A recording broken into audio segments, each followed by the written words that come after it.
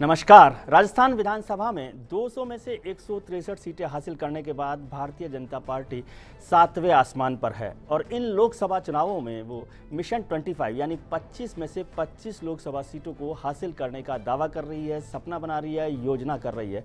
तो इस मिशन 25 के रणनीतिकार भारतीय जनता पार्टी के प्रदेश प्रभारी कप्तान सिंह सोलंकी जी आज हमारे साथ हैं। सोलंकी जी, आपका बहुत बहुत स्वागत है चक्रव्यूह में और फर्स्ट इंडिया पर आपका बहुत स्वागत है। आपने स्ट्रेटजी बनाई राजस्थान विधानसभा के लिए और 163 सीटें जो ऐतिहासिक जीत आपको हासिल हुई उसके लिए तो मुबारकबाद। लेकिन अब कुछ आप ज़्यादा उड़ान नहीं भर रहे कि मिशन 25 आपने बना लिया है, 100% रिजल्ट? नहीं, राजस्थान में जब तक मिशन 25 हम पूरा नहीं करेंगे तब तक पूरे देश का मिशन 272 प्लस पूरा नहीं होगा जी।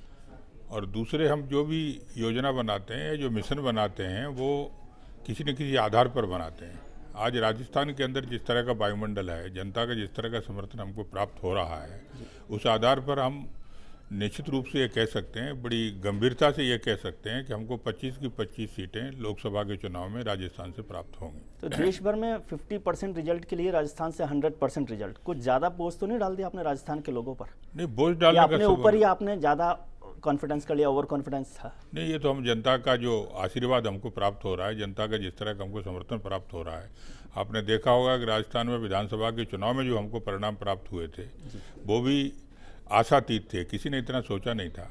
और जो परिणाम हमको उसमें प्राप्त हुए हैं, 46% वोट राजस्थान की जनता ने हमको दिया है। जो कांग्रेस जो है 33.71 पर ही लगभग 34 पर ही सिमट गई। इतना बड़ा जो अंतर है, ये अंतर जो है हमको ये विश्वास दिलाता है। आप 40 और 33 का अंतर तो ठीक है, लेकिन कांग्रेस का वोट बैंक जो है ना बहुत गिरा नहीं है। वो पहले 36 पे थे, 33 पर आए, तो 33 से 3% का केवल उनकी कमी आई है और वो सीटों का अंतर बदल गया, बड़ा हो गया, लेकिन वो वोट परसेंटेज तो उनका कम हुआ नहीं। वो 36 से 33 पे आए हैं और हम 40 पर पहुंचे हैं, तो अंतर बड़ा बहुत है ना। और वोटिंग परसेंटेज, जिस तरह का परिणाम कभी राजस्थान में नहीं आया, उसी तरह का विधानसभा में जो वोटिंग परसेंटेज था 74.81 लगभग 75%, ये भी वोटिंग परसेंटेज बहुत ज़्यादा था।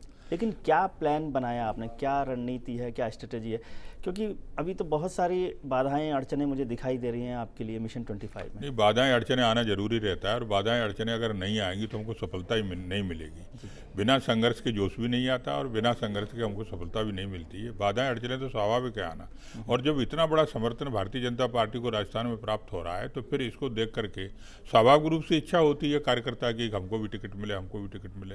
कार्यकर्ता सोचता है टिकट लेना जरूरी है, बस जीतना तो जनता हमको जिता ही देगी। तो ऐसी स्थिति में सब तरह की आशाएं, सब तरह की महत्वाकांक्षाएं कार्यकर्ताओं सबको लगता है कि बीजेपी का टिकट मिल जाएगा तो लोकसभा का टिकट मिल जाएगा, लोकसभा का टिकट नहीं, सांसद बन जाएगा, ऐसा चूक लगता है। और इसके कारण सबका सब हमको देखने को मिला है और ये अच्छा है। इसके कारण कार्यकर्ता जागरूक हुआ है, मतदान केंद्र तक का कार्यकर्ता पूरी मुस्तैदी के साथ खड़ा हुआ है। और आपको जो बाधाएं, संघर्ष या असंतोष जो दिखता है वो कुछ ऊपर के नेताओं में दिखता है, कार्यकर्ताओं में कोई असंतोष नहीं है। कार्यकर्ता पूरी तरह से प्रिपेयर्ड है, पूरी तरह सन्नद्ध है, पूरी तरह से तैयार है।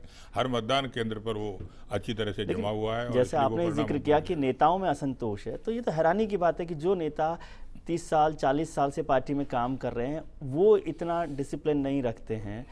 आपके पास जसवंत सिंह जी का नाम मैं लूँ, जसवंत सिंह जी इतने बड़े नेता आपके साथ रहे हैं, वो असंतुष्ट हैं और उन्हें आपने टिकट नहीं दिया तो वो निर्दलीय के तौर पर करीब करीब मैदान में उतर गए हैं। सुभाष महरिया जी हैं सीकर में, वो लड़ रहे हैं। तो ये असंतोष बड़े नेताओं के तौर पर है, इसका मतलब आपने डिसिप्लिन की घुट्टी जो है ठीक से नहीं पिलाई है। नहीं, देखिए, ये राजनीतिक पार्टी, कोई भी राजनीतिक पार्टी और खासकर भारतीय जनता पार्टी, राजस्थान के सिलसिले में अगर आप विचार करेंगे तो ये पार्टी मजबूत पार्टी है और सबको ये लग रहा है कि अगर हमको टिकट मिलता है तो हम चुनाव जीत जाएंगे। ऐसी स्थिति में महत्वाकांक्षा बढ़ना, टिकट पाने की ख्वाहिश बढ़ना, इच्छा बढ़ना, ये बहुत स्वाभाविक है। और ये कोई आध्यात्मिक संगठन नहीं है, राजनीतिक संगठन है। इसके माध्यम से सत्ता प्राप्त, आपको खराब नहीं लग रहा, बुरा नहीं सत्ता प्राप्त होती है और इसलिए आपस में इस तरह का होना हैरानी की बात नहीं है, ये स्वाभाविक बात है। लेकिन इस स्वाभाविक बात के अंदर भी कोई इस तरह की बात नहीं है जिसके कारण पार्टी के अंदर कोई बड़ी कठिनाई हमको आ रही हो। और जहाँ तक जो आप नेताओं के नाम ले रहे हैं वो हमारे माननीय नेता हैं, लेकिन अब किसी कारण से उनके मन में बात समझ में नहीं आई। पार्टी के अंदर तो यही कहा जाता है ना कि आप अपनी इच्छा प्रकट करिए, आप टिकट मांगिए, आप क्या चाहते हैं, कहाँ से चाहते हैं, ये भी आप प्रकट करिए। लेकिन एक बार पार्टी सब पहलुओं पर, सब बिंदुओं पर विचार करने के बाद जो पार्टी निर्णय कर देती है उसको मानिए। और वो अगर कोई नहीं मानता है तो फिर उसकी सारी की सारी कमाई, सारा का सारा उसका प्रभाव, पहले से जो अच्छी धारणा उसके बारे में प्रतिष्ठा सब समाप्त हो जाती है। और वो है भारतीय जनता पार्टी के अंदर। लेकिन हम देख रहे आपको हैं डिसिप्लिन के मामले में बड़ा हार्ड माना जाता है, लेकिन आपने जो जसवंत सिंह जी हैं, सुभाष मेहरिया या कुछ और लोग हैं, उनके खिलाफ कोई कार्रवाई तो नहीं की? इसका मतलब आप अभी रास्ता खोल के रखना चाहते हैं कि कार्रवाई ठीक है। स्वाभाविक होती है। देखिए, उसमें कार्रवाई करने की जरूरत नहीं है। संविधान के अंदर सीधा प्रोविजन है कि कोई भी व्यक्ति अगर अधिकृत कैंडिडेट के खिलाफ अगर चुनाव लड़ेगा तो वो ऑटोमेटिकली स्वाभाविक रूप से अपने आप 6 वर्ष के लिए निष्कासित हो जाएगा। वो तो उसके अंदर प्रोविजन है। और इसलिए 29 तारीख विड्रॉवल की डेट है, तब तक पार्टी इंतजार करेगी। 29 तारीख को विड्रॉवल के समय तक अगर वो मैदान में खड़े रहेंगे तो एकदम कार्रवाई उनके खिलाफ होगी। 6 वर्ष के लिए वो स्वतः निष्कासित हो जाएंगे, पार्टी की तरफ से निष्कासित हो जाएंगे। और कोई भी कार्यकर्ता अगर उनकी मदद भी करेगा। ऐसा है कि वो चुनाव जब तक होते हैं तब तक ये आपकी बात चलती रहती है, फिर चुनाव खत्म हो जाते हैं, फिर यदि आपको जरूरत पड़ गई जसवंत सिंह जी की एक सीट की, फिर सुभाष मेहरिया जी की जरूरत पड़ गई, तो फिर आप उनको ले लेंगे कि ये तो हमारे घर वापसी हो गई है, हमारे पुराने देखिए जरूरत भी पड़ती है और प्रतिष्ठित नेता भी हैं। दूसरे नेता के अंदर परिवर्तन भी होता है, उसके मन के अंदर परिवर्तन भी होता है, हमारे को मौका देते हैं। देखिए, पार्टी तो माँ है। एक बाप का भी बेटा अगर अनुशासन तोड़ता है, किसी तरह की बात अगर परिवार के लिए, बाप के लिए करता है, तो उसको सजा देते हैं, लेकिन सजा माफ भी करते हैं। तो पार्टी का जो संबंध है कार्यकर्ता के साथ, वो माँ और पुत्र का संबंध है। इसलिए आज किसी ने गलती की और बाद में उसको समझ में आ गया कि गलती की थी और क्षमा मांग ली, तो पार्टी ने फिर से ले लिया, तो उसमें अस्वाभाविक क्या है? होना भी चाहिए, वो होता है। मतलब रास्ता खुला रहना चाहिए। रास्ता तो हमेशा खुला रहना चाहिए। इससे भी तो इनडिसिप्लिन बढ़ता है कि लगेगा कि आप अभी आज हमारी जरूरत है, हम अपना हिसाब दिखा लेते हैं, ताकत दिखा लेते हैं, जीत जाएंगे तो फिर पार्टी तो वापस ले ही लेगी हमें। नहीं, दिखा लीजिए, लेकिन आप कहाँ पहुंच जाते हैं? जितने भी नेताओं ने इस तरह की कोई अनुशासनहीनता कहीं भी की है, तो जिस पोजीशन में थे उस पोजीशन से कितने दूर चले जाते हैं, कितने पीछे चले जाते हैं वो। तो यही उनको सबसे बड़ी सजा है। लेकिन अगर वो कहीं रिकंसाइल होते हैं और उनको अगर समझ में आता है गलती हुई है, तो पार्टी मौका देती है, पार्टी एडजस्ट भी करती है, सब करती है। लेकिन आप कोई भी नेता को ले लीजिए, किसी ने भी ऐसी अनुशासनता किसी भी समय पर अगर उस जगह पे नहीं आ पाया, जहाँ पर उस जगह वो नहीं आ पाया, उसको परिणाम तो उसका भुगतना ही पड़ा। लेकिन उनकी जो चिंता है, उनका जो नाराजगी है, वो भी तो वाजिब है कि आप एक दिन पहले कोई पार्टी से, किसी दूसरी पार्टी से जिसका आप जिंदगी भर विरोध करते रहे, उस पार्टी से इधर आपके खेमे में आ जाता है और आप उन्हें टिकट देते हैं, कर्नल सोनाराम को, जो कांग्रेस के कैंडिडेट रहे, और एक दिन बाद ही आप उन्हें बना लेते हैं भारतीय जनता पार्टी का। तो ये तो आप, मैंने सुना था आप तो विचारधारा वाले लोगों में से हैं। देखिए, आपने विषय अच्छा निकाला, मैं जरा इसको ठीक से स्पष्ट कर देना चाहता हूँ। इस समय भारतीय जनता पार्टी तो एक स्थान पर है, लेकिन पूरे देश के अंदर जो वायुमंडल है वो परिवर्तन का वायुमंडल है। देश में परिवर्तन चाहिए। देश के अंदर आशा की लहर अगर कोई है तो विकल्प भारतीय जनता पार्टी है और नरेंद्र मोदी है। ऐसी स्थिति में आज भारतीय जनता पार्टी तो एक चीज़ है, लेकिन आज भारतीय जनता पार्टी एक्सटेंडेड है। तो बहुत बड़ा वर्ग ऐसा देश के अंदर है जो इस परिवर्तन के लिए सहयोग करना चाहता है, और वो पार्टी में नहीं था, वो बाहर है। तो उसमें विचारधारा गौण हो जाती है। विचारधारा गौण नहीं है, हम परिवर्तन के सहभागी बन रहे हैं, हम परिवर्तन को समर्थन दे रहे हैं। आज देश के अंदर परिवर्तन चाहिए, सत्ता में परिवर्तन चाहिए, और इस परिवर्तन के लिए जितने लोग आकांक्षी हैं वो इसके पहले कहीं भी रहे होंगे। अगर वो हमारा सहयोग करने के लिए तैयार हैं तो हम पार्टी में उनको लेंगे, और अगर उनका जनाधार है, पब्लिक बेस है, तो उनको हम टिकट भी देंगे। इसलिए आज बीजेपी एक्सटेंडेड है। जिसे आप परिवर्तन कहते हैं उसे मैं मौका परस्ती कहता हूँ कि अब आपको सरकार बनाने के लिए कुछ भी चाहिए, हर मसाला आपको चाहिए जिसका आप विरोध करते रहे हैं, जिनको आप कभी दागी समझते रहे हैं, किसी को वो मानते रहे हैं, भ्रष्ट मानते रहे हैं, वो सब लोग भी आपके साथ आ जाएं, बस आपको सरकार बनानी है। मैं सोलंकी जी जैसे लोगों से ये उम्मीद नहीं करता, जो चाल चरित्र, चेहरा, विचारधारा, अनुशासन और बहुत सारी बातों को लेकर अब भी चलते रहे। आप पर सवाल नहीं हो रहा, लेकिन आप जब फैसला करेंगे तो फिर कल को आप पर भी सवाल खड़ा होगा कि आप फैसला कर रहे हैं, और हम फैसला क्यों कर रहे हैं वो भी जनता के सामने हम स्पष्ट कर रहे हैं, उसको हम एक्सप्लेन कर रहे हैं।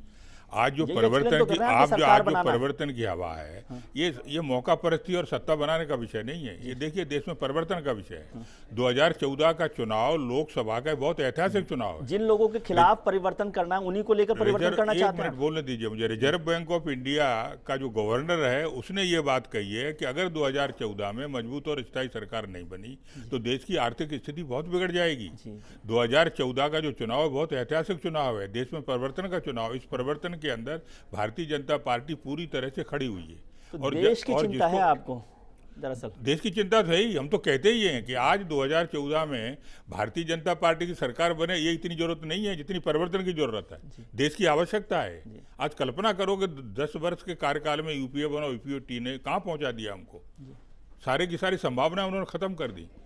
विकास दर कहीं पर भी नहीं है। आज जो घोषणा पत्र वो जो ला रहे हैं उसमें वो कितनी चीजें देना चाहते हैं, लेकिन देंगे कैसे?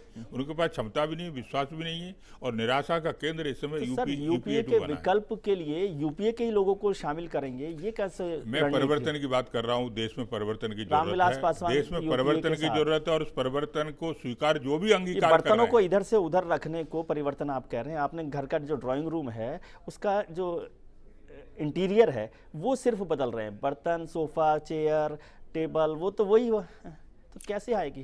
थोड़ी सी साफ सफाई हो जाएगी। देखो, इंटीरियर वगैरह देखने की चीजें होती हैं, जरा उसके भावात्मक पक्षों को समझने की कोशिश करो।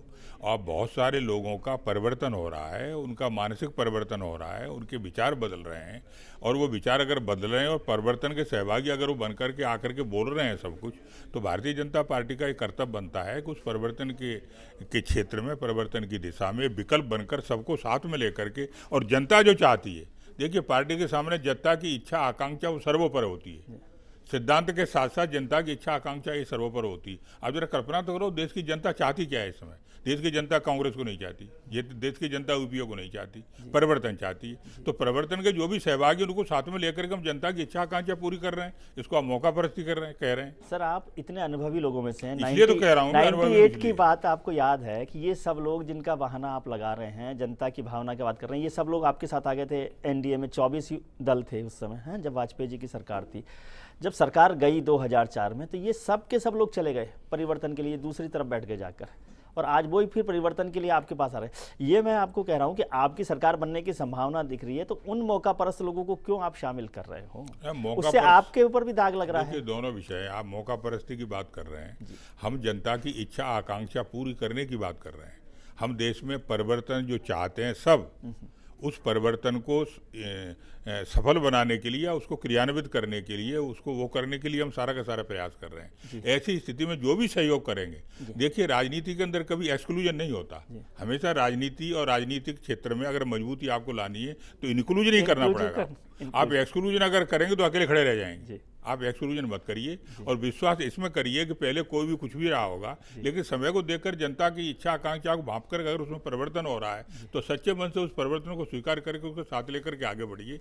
आगे क्या होगा ये देखेंगे, लेकिन अभी तो जो आवश्यकता है परिवर्तन को संभव बनाने के लिए, उस दिशा में भारतीय जनता पार्टी विकल्प बन करके बढ़ रही है। और भारतीय जनता पार्टी नहीं, भारतीय जनता पार्टी एक्सटेंडेड, जिसमें बहुत सारे लोग जो आकर के उसको एक्सटेंड कर रहे हैं, और we are accepting this extension. चलिए, इस पर चर्चा जारी रखेंगे कि देश में परिवर्तन के नाम पर भारतीय जनता पार्टी जो एक्सटेंडेड परिवार बना रही है, उसका फायदा कितना देश को मिलेगा, और इस परिवर्तन में कितना एक्सटेंशन होने वाला है, इस पर चर्चा जारी रखेंगे। हमारे साथ हैं भारतीय जनता पार्टी के प्रदेश प्रभारी कप्तान सिंह सोलंकी जी, जो बहुत अनुभवी और सुलझे नेताओं में से हैं, लेकिन परिवर्तन चाहते हैं।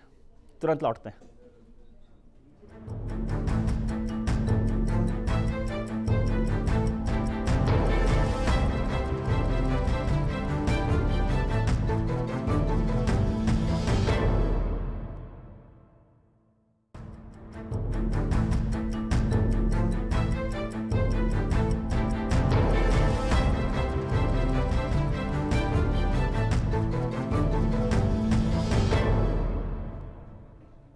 ब्रेक के बाद आपका एक बार फिर स्वागत है। हम चर्चा कर रहे हैं देश में परिवर्तन के लिए भारतीय जनता पार्टी के प्रदेश प्रभारी और वरिष्ठ नेता कप्तान सिंह सोलंकी जी। सोलंकी जी, आपका एक बार फिर स्वागत है। हम परिवर्तन की चर्चा कर रहे थे और आपने कहा कि बीजेपी अब बीजेपी एक्सटेंडेड हो गई है। तो जब एक्सटेंशन होता है तो कलर डिफ्यूजन होता है साइंस के हिसाब से।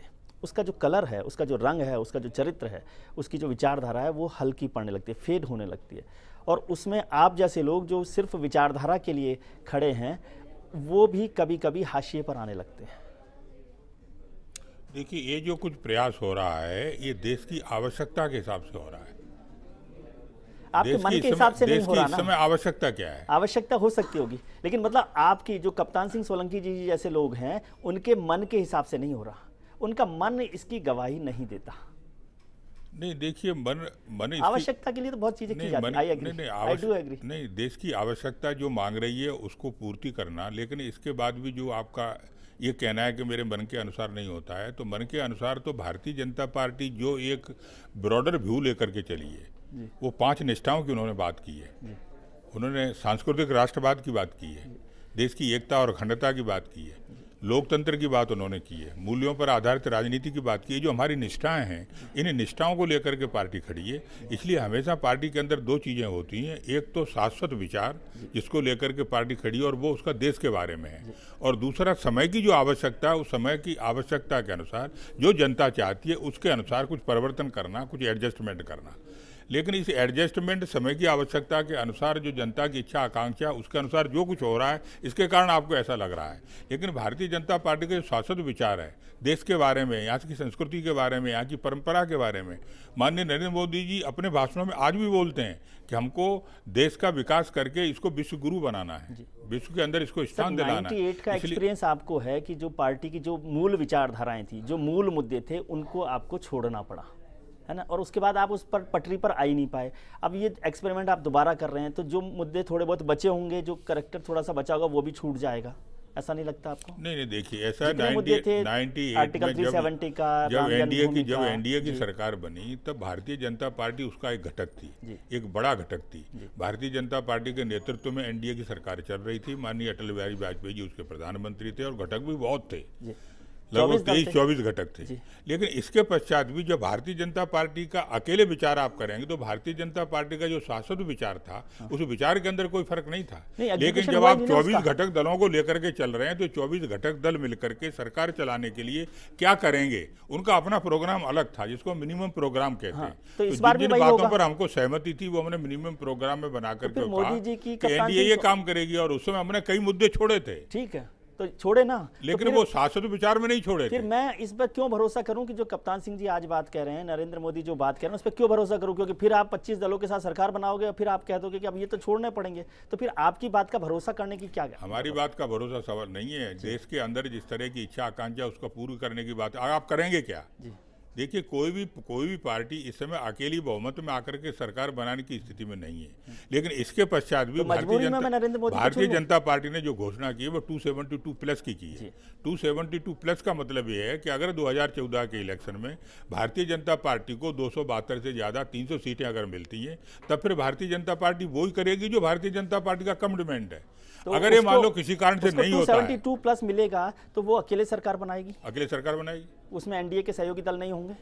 नहीं, अकेले सरकार बनाएगी, और जो सरकार को मदद करना चाहेंगे उनको ससम्मान हम लेंगे। लेकिन फिर चलेगी आपकी दादागिरी। फिर आप जो सवाल दादागिरी के नहीं है। वो जब जनता ने पूरा बहुमत 272 प्लस का भारतीय जनता पार्टी को दे दिया, इसका मतलब है कि जनता देश की ये चाहती है कि भारतीय जनता पार्टी का स्वयं होकर के जो उसका एजेंडा है वो उसको क्रियान्वित करें। अगर वो पूरा नहीं देते हैं, तब फिर सब दल मिल करके जिनके साथ सरकार बनी है वो बैठ करके ये तय करेंगे कि हमारा मिनिमम प्रोग्राम क्या होगा।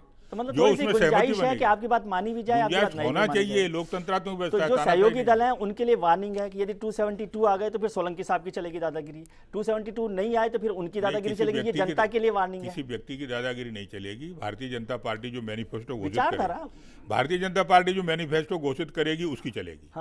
और वो मैनिफेस्टो लोकतंत्रात्मक ढंग से बनाया जा रहा है। मैं ऐसे समझ रहा हूँ कि यदि 272 से कम आएगा तो जनता को समझ लेना चाहिए कि भाई इस घोषणा पत्र पर भरोसा मत करो, और 272 से ज़्यादा आएगा तो सहयोगी दलों को समझ लेना चाहिए कि इस पार्टी पे भरोसा मत करो। नहीं, उनके समझने की जरूरत नहीं है। जनता क्या कहती है, जनता क्या जनादेश देती है, उसके ऊपर सारी चीज़ें भविष्य की निर्भर करेंगी। अगर जनता ने जनादेश ऐसा दिया कि जिसमें सब मिलकर के काम करेंगे, तो बैठ कर के जो लोग मिलकर काम करेंगे, सरकार चलाएंगे, वो बैठ के विचार ये करेंगे कि हमको आगे क्या करना है, हमारा मिनिमम प्रोग्राम क्या होगा। ये तो लोकतंत्रात्मक व्यवस्था में होता ही है, दादागिरी का सवाल नहीं है।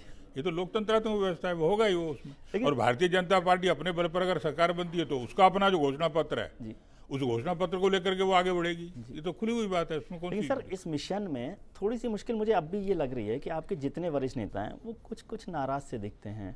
जसवंत सिंह जी का जिक्र हमने कर दिया, सुभाष महरिया जी का जिक्र कर दिया, फिर डॉक्टर मुरली मनोहर जोशी हैं, वो थोड़े से नाराज बैठे हैं, फिर कलराज जी बैठे हुए हैं, फिर लालजी टंडन बैठे हुए हैं, फिर अडवाणी जी को मनाते मनाते आप थक गए, बड़ी मुश्किल से माने कि नहीं माने वो आपको पता होगा। तो ये सब लोग जब मिलकर, इतने बड़े बड़े लोग जिनके भरोसे आपने पार्टी चलाई थी, वो ही नहीं माने, या तो आपने उनको इग्नोर कर दिया कि अब आपकी जरूरत नहीं। Outdated leaders.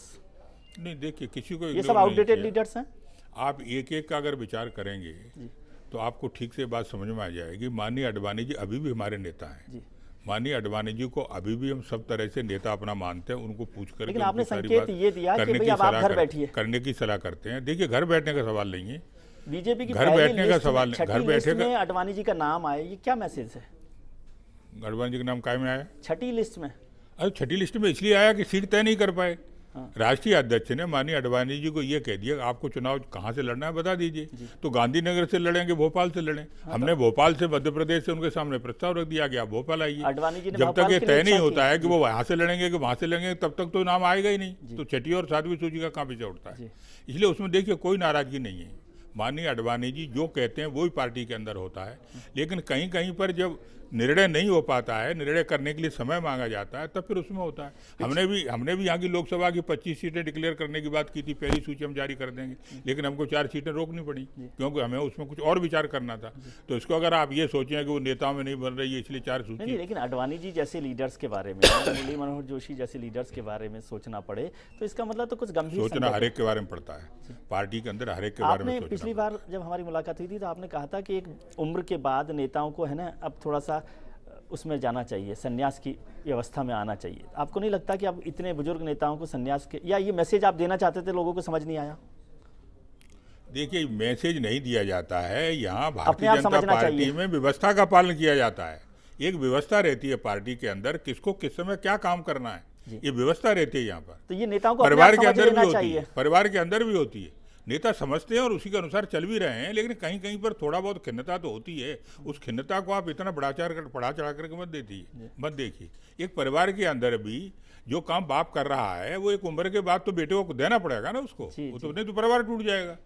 तो इसलिए हर grandfather पार्टी को के समझना चाहिए कि अब अरे हम समझाने की बात नहीं कर रहे हैं, हम शादियों में व्यवस्था की दखल ना बात दें। कर रहे हैं, और व्यवस्था का पालन हर एक ने करना चाहिए, लेकिन उसमें कहीं थोड़ी वो बहुत नहीं कर अगर रहे कुछ लोग, ऐसा कहीं मानते हैं कहीं थोड़ी बहुत अगर खिन्नता आप भी ऐसा आती मानते हैं है कि तो कुछ वो लोग दूर हो नहीं कर जाती रहे है। हैं, उस व्यवस्था को नहीं मान नहीं, रहे? ऐसा मुझे नहीं लगता, सब कर रहे हैं, और अगर वो उसका पालन नहीं कर रहे हैं तो फिर उनके भाग्य में जो कुछ है वो होगा।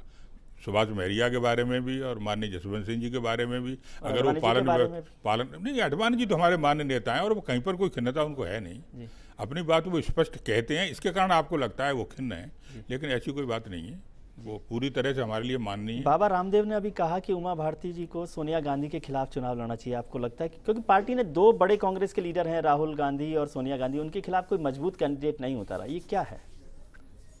पार्टी जिसको योग्य समझती है उसको उतारती है जी। पार्टी अपने हिसाब से चलती है ना, अपने हिसाब से निर्णय करती है। अब मजबूत कैंडिडेट कौन है कौन नहीं है निर्णय कौन करेगा? ना हम कर सकते हैं ना आप कर सकते हैं। उमा भारती जी आपको मजबूत कैंडिडेट लगती हैं सोनिया गांधी के खिलाफ? नहीं, तो पार्टी की नीति क्या है इस पर निर्भर करेगा ना। अगर पार्टी सोचती है कि उमा जी को सोनिया गांधी के खिलाफ लड़ना चाहिए, पार्लियामेंट बोर्ड अगर इसका विचार करता है, योग्य समझता है, उनको वहाँ से चुनाव लड़ाएंगे। अगर नहीं समझता है तो पार्लियामेंट बोर्ड नहीं लड़ाएंगे। सुझाव तो कोई भी दे सकता है, बाबा रामदेव अगर सुझाव दे रहे हैं, सुझाव देने से कौन रोक सकता है, लेकिन निर्णय कौन करेगा? निर्णय तो पार्लियामेंट बोर्ड करेगा। पार्लियामेंट बोर्ड क्या ठीक समझता है उसके आधार पर, और कोई भी निर्णय सिर्फ एक चीज़ से नहीं होता, कई फैक्टर उसमें देखना पड़ते हैं। अरविंद केजरीवाल जी के लिए आप क्या सोच रहे हैं उनकी पार्टी के बारे में, कि कुछ वो रोक लगा सकते हैं आपके मिशन पर? अरविंद केजरीवाल नहीं, वो तो कोई रोक नहीं लगा सकते, उनका तो ड्रामा खत्म हो गया। जो कुछ दिल्ली में उन्होंने किया था उससे सब जनता को समझ में आ गया। सवाल देखिए इसका नहीं है, इस समय तो बहुत जबरदस्त लहर परिवर्तन की है जी। और परिवर्तन की परिवर्तन जो अभी भारतीय जनता परिवर्तन को लेकर भी हुआ कि एक पोस्टर आया जिसमें अब की बार भाजपा सरकार कहा गया, फिर आप अब की बार मोदी सरकार कहते हैं। ये किसकी सरकार आप चाहते हैं? कोई फर्क ही नहीं इसमें। भाजपा का मतलब ही भाजपा है। अरे भाजपा की सरकार का मतलब ये है कि जो प्रधानमंत्री के लिए हमने प्रस्तावित किया है सरकार उसकी कहलाती है। मोदी मतलब भाजपा ना। देखिए कहीं पर भी आप विचार करिए, अब राजस्थान के अंदर किसकी सरकार है? भारतीय जनता पार्टी की सरकार। अगर कोई कहता है वसुंधरा की सरकार है, गलत क्या है? दोनों एक ही बात है। क्योंकि भारतीय जनता पार्टी ने जो मुख्यमंत्री के नाते वसुंधरा को कर दिया, मध्य प्रदेश में मुख्यमंत्री के नाते शिवराज को कर दिया, तो उनकी भी सरकार है, भारतीय जनता पार्टी की भी सरकार है। तो इसका मतलब और अंत में तो सरकार जनता की है जिसने जिता करके भेजा है। सरकार जनता की है, किसी की नहीं है, किसी की बपोती नहीं है। आखिरी चीज 5 साल के बाद सरकार बदल देते हैं, सरकार जनता की होती है। आखिरी चीज पूछ रहा हूँ, आपने इंक्लूसिव शब्द काम में लिया था पॉलिटिक्स के लिए, क्या आपको लगता है कि नरेंद्र मोदी इंक्लूसिव पॉलिटिक्स करते हैं? उनको लेकर तो लोग भागते हैं। देखिए कोई भी भागे, कोई भी एक्सक्लूसिव पॉलिटिक्स करे, लेकिन भारतीय जनता पार्टी का जो सिद्धांत है वो ये है कि हम एक्सक्लूजन में विश्वास करते हैं, और भारत की संस्कृति भी हमेशा एक्सक्लूजन की हुई है। भारतवर्ष की संस्कृति इंक्लूजन की है। हम लिव एंड लेट लिव में विश्वास करते हैं, आप भी जियो और जीने दो। ये जो संस्कृति भारतवर्ष की, उसी के अनुसार भारतीय जनता पार्टी भी करती है। हमेशा इंक्लूजन की बात भारतीय जनता पार्टी करती है। अगर कोई नेता उसको नहीं मानता है, आपको लगता है, तो फिर उनको अपने में सुधार करना चाहिए, मानना चाहिए, लेकिन राजनीति तो इंक्लूजन की होना चाहिए। चलिए, बहुत बहुत शुभकामनाएं आपको, बहुत धन्यवाद आपको, और हम चाहेंगे कि आपके मिशन को सफलता मिले, ऐसी हम कामना करते हैं। बहुत बहुत शुभकामनाएं, बहुत धन्यवाद आपको। चक्रव्यूह में आज इतना ही। हमारे साथ थे भारतीय जनता पार्टी के प्रदेश प्रभारी कप्तान सिंह सोलंकी जी। Thank you.